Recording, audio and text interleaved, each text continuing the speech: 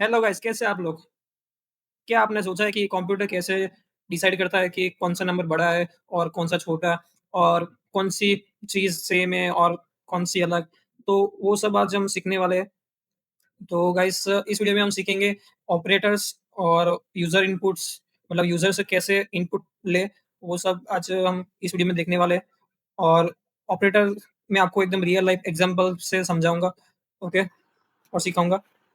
और नए व्यूअर्स को मैं बताना चाहता हूँ कि गाइस अगर आपको एजेंटिक कैसे सीखना है तो मैंने कोर्स स्टार्ट किया है 50 डेज़ का है और उसमें हम बहुत सारे प्रोजेक्ट भी बनाएँगे। सो गाइस आपको भी सीखना है तो चैनल को सब्सक्राइब कर दो और एक रिक्वेस्ट है गाइस आप लोग को लाइक नहीं करते तो मुझे बहुत ही डिमोटिवेट कर देते हो आप। तो गाइस लाइक करो और सपोर्ट करो और मुझे मोटिवेट रखो गाइस। तो चलिए गाइस वीडियो स्टार्ट करते हैं।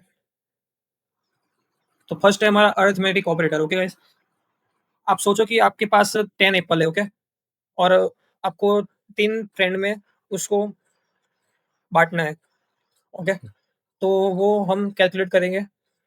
ये है डिवाइड ऑपरेटर और ये है हमारा रिमाइंडर ऑपरेटर।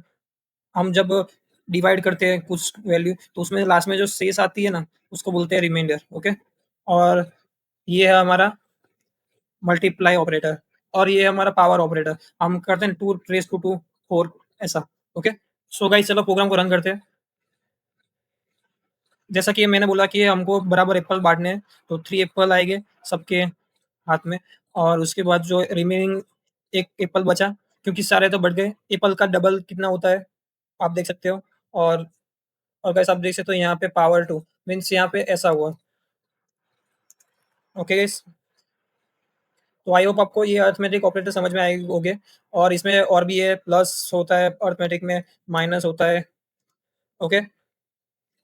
तो ये सारे हमारे अरिथमेटिक ऑपरेटर। और आपको मैं एक और चीज़ बताना चाहता हूँ कि यहाँ पे डबल डिवाइडर क्यों है? अगर मैं यहाँ पे एक डिवाइडर कर दूँ तो क्या होगा? तो चलिए गाइस रन करके देखते हैं क्या होगा। आप देख सकते हो। हम अब अगर डबल डिवाइडर यूज़ कर देंगे, बाद की जो पॉइंट की जो वैल्यू होती है, वो दिखाई नहीं देती। और अगर हम एक ही ऑपरेटर यूज़ करते हैं, पॉइंट बाद वाली जो वैल्यू होती है, वो हमको दिखाई देती है। तो उसके बाद हम देखते हैं गाइस असाइनमेंट ऑपरेटर।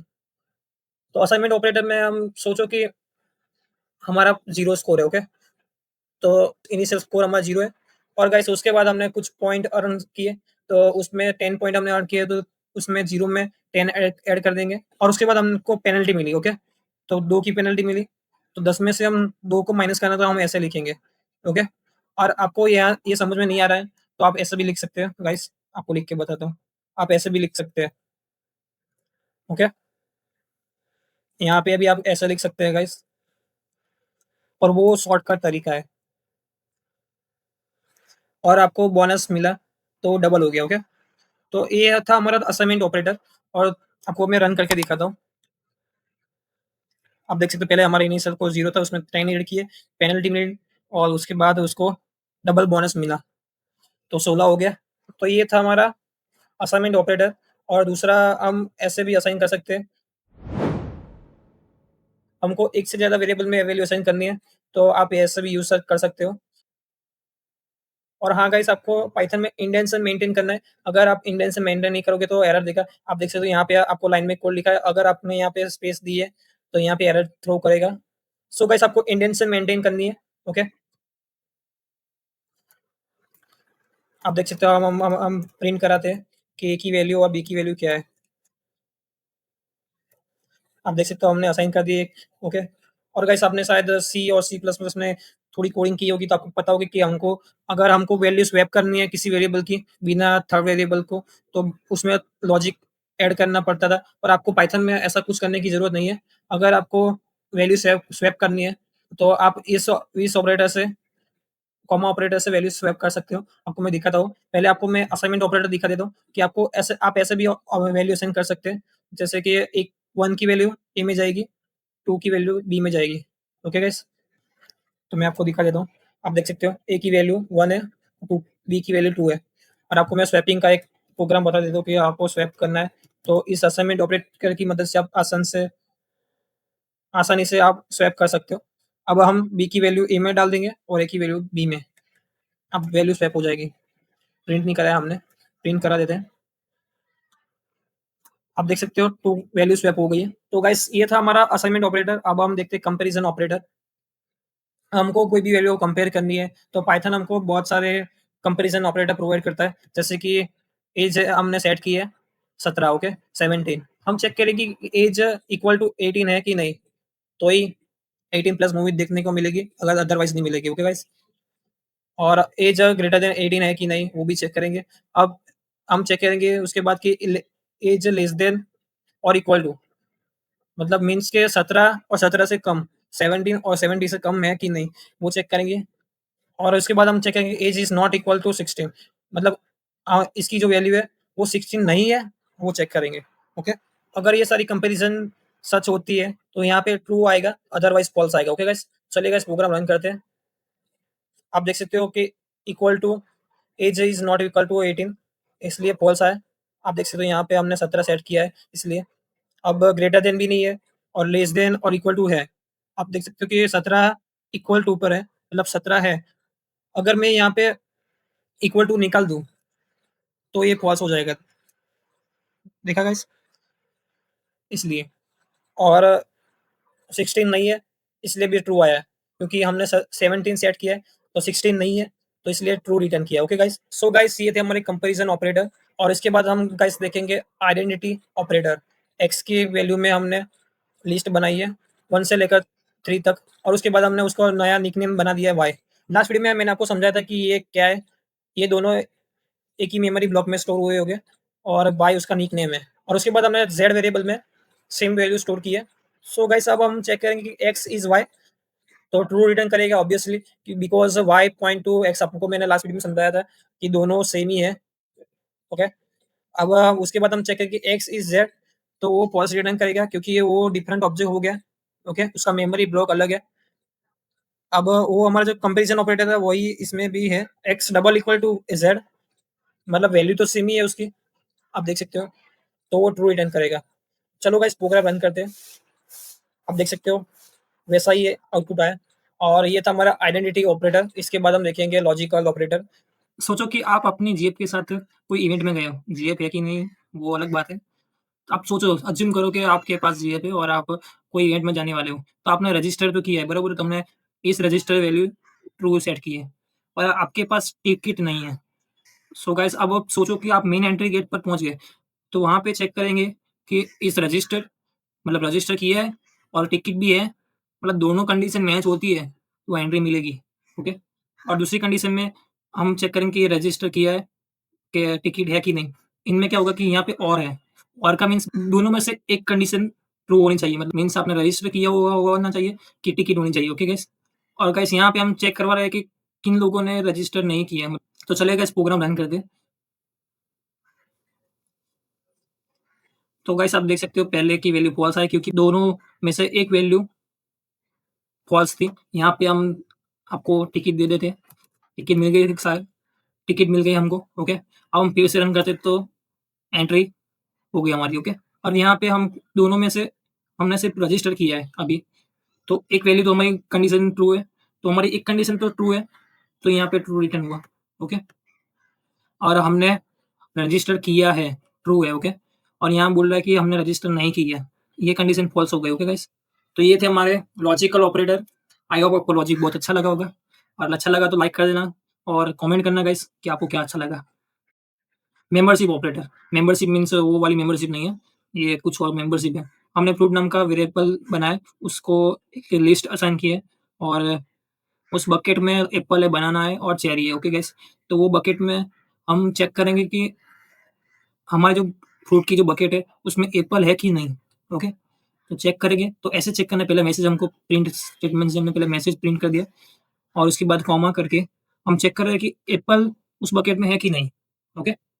और उसके बाद हम दूसरा प्रिंट स्टेटमेंट से चेक करें कि अब उसमें मैंगो है कि नहीं, पर इसमें हम नॉट इन लिखा है, तो गाइस मैंगो नहीं है।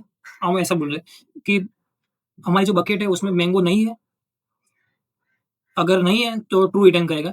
तो इस प्रोग्राम को रन करते देखते, दोनों में ट्रू आना चाहिए। आप देख सकते हो दोनों में ट्रू आ गया, क्योंकि मैंगो तो हमारी बकेट में नहीं है और एप्पल हमारी बकेट में है। तो ये था हमारा मेंबरशिप ऑपरेटर। आपको मैं और कुछ ऑपरेटर है मैं आपको बताना चाहता हूँ।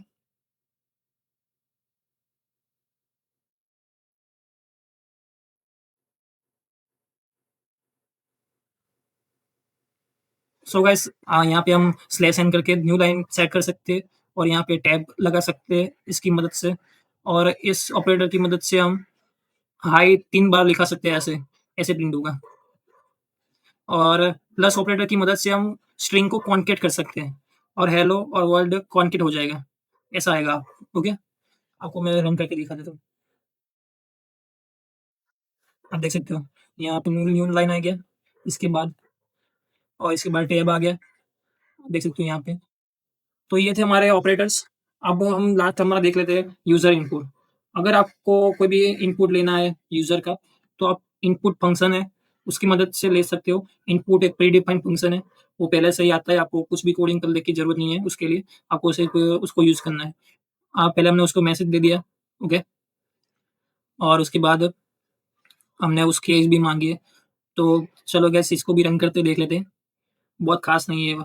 आप देख सकते हो गाइस यहाँ पे, तो यहाँ पे हम हमारा नाम एंटर कर देते हैं। मैं कोई भी नाम एंटर कर रहा हूँ और उसके बाद एज डालते हैं कोई भी, तो आप देख सकते हो प्रिंट हो गया, आ गया। वैल्यू गेट की और उसके बाद उसको प्रिंट कर दिया गाइस, ओके? और यहाँ पे हमने जो भी वैल्यू गेट की एज की, वो स्ट्रिंग फॉर्मेट में गेट की, मतलब वो स्ट्रिंग में होगी, ओके? अगर हमको उसके उस पर अरिथमेटिक ऑपरेटर यूज़ करना है, जैसे कि उसका जो भी वैल्यू है ऐज की, उसको प्लस कर देना है, तो ये एरर थ्रो करेगा, देखना आप। देखा? क्योंकि वो स्ट्रिंग वैल्यू कुछ गेट करता है। अगर आपको उसको इंटीजर में कन्वर्ट करनी है, तो टाइप कन्वर्जन ऑपरेटर है, आपको उसका यूज़ करना पड़ेगा। जब इनपुट लेते समय वो स्ट्रिंग वैल्यू को इंटीजर में कन्वर्ट करनी है, तो आपको यहाँ पे इंट नाम का एक फंक्शन है, उसको यूज़ करना है। इसको टाइप कन्वर्जन बोलते हैं, ऐसा फ्लोट का है, एसटी स्ट्रिंग का भी है। तो आपको कोई भी वैल्यू कन्वर्ट करनी है किसी और टाइप में, तो ये फंक्शन है। अब वो एरर थ्रो नहीं करेगा, देखना गाइस, ओके? हमने प्रिंट ही नहीं करवाया, प्रिंट करवा देते हैं सी को। आप देख सकते हो गाइस। सो गाइस आज हमने देखा ऑपरेटर्स एंड यूजर इनपुट। मिलते हैं नेक्स्ट वीडियो में, तब तक के लिए बाय बाय। और वीडियो अच्छी लगी तो लाइक कर देना गाइस, और गाइस सब्सक्राइब कर लो चैनल को और सपोर्ट करो, और लाइक टारगेट रखते हैं 10 का। सो गाइस आपको मैं होमवर्क देता हूँ, आपको अरिथमेटिक ऑपरेटर की मदद से एक कैलकुलेटर बनाना है। यूजर से 2 वैल्यू गेट करनी है, यूजर से 2 वैल्यू इंटीजर गेट करनी है, उसके बाद वो जो भी ऑपरेटर डाले उसको चेक करवाना है, और उसके बाद वो उसके हिसाब से अरिथमेटिक ऑपरेशन परफॉर्म करेगा और कैलकुलेट करेगा वैल्यू, ओके? तो आपको मैं ये होमवर्क देता हूँ, और आई होप आप ये कंप्लीट करोगे और कमेंट बॉक्स में होमवर्क को पेस्ट करोगे। और सो गाइस आज हमने देखा कि ऑपरेटर क्या है पाइथन में और कितने टाइप के हैं। और एक और चीज़ आपको मैं बताना चाहता हूँ कि हम जो भी एक्सप्रेशन है, बरोबर? एक्सप्रेशन एक्सप्रेशन वेरिएबल मैंने लिया, उसके बाद हमारे पास कोई वैल्यू है 5 मल्टी 2 माइनस 2 स्लैश 4। तो आपको बोर्ड मास का रूल पता ही होगा कि पहले क्या होता है, पहले पहले यहाँ पे मल्टीप्लाई होगा, उसके बाद डिवाइड होगा और उसके बाद माइनस होगा।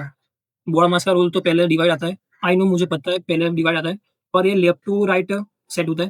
पहले जो आता है लेफ्ट लेफ्ट से स्टार्ट करता है, यहाँ से स्टार्ट करता है। पहले मल्टीप्लाई आया और उसके बाद डिवाइड आया, तो पहले मल्टीप्लाई ही करेगा। आप देख सकते हो कि पहले उसने मल्टीप्लाई किया, उसमें से 4 डिवाइड हुआ और उसके बाद वो 2 माइनस करता है। सो गाइस मिलते हैं नेक्स्ट वीडियो में, तब तक के लिए बाय बाय। और वीडियो अच्छी लगी तो लाइक कर देना गाइस, और चैनल को सब्सक्राइब कर दो।